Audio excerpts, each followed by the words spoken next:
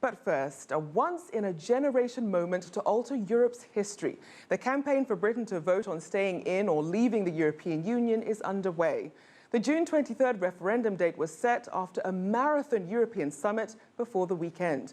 Now the UK won special status, essentially the right to minimise its financial dues and responsibilities in the world's largest trading bloc. But even with those guarantees, many Britons still want out. Richard Bestic reports. If any reminder was needed of the stakes involved in Britain's high-risk in-out referendum, look to the City of London, the UK's financial centre, where the pound sterling went into a tailspin against the dollar.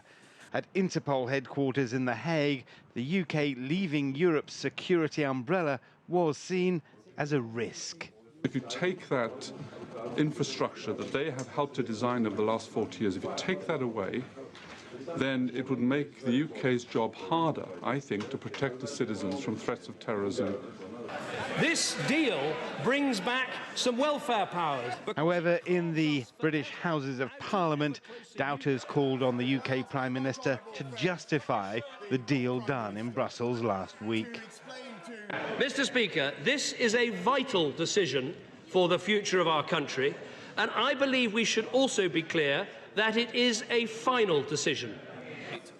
Cameron knows many of those members of Parliament, some estimates suggesting as half his parliamentary party, are intensely opposed to the European Union, and that antipathy reflected by some on the streets of the UK capital.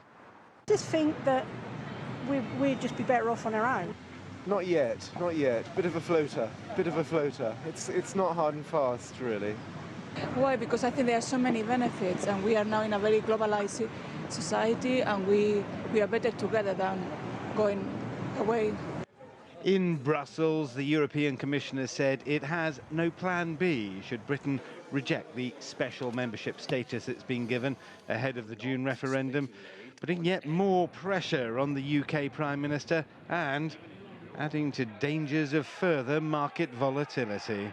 Cameron will be hoping that his efforts here will not only bring on side the doubters in his own political party, but that he can reassure British business and, of course, the markets. Richard Bestic, CCTV, the House of Commons, London.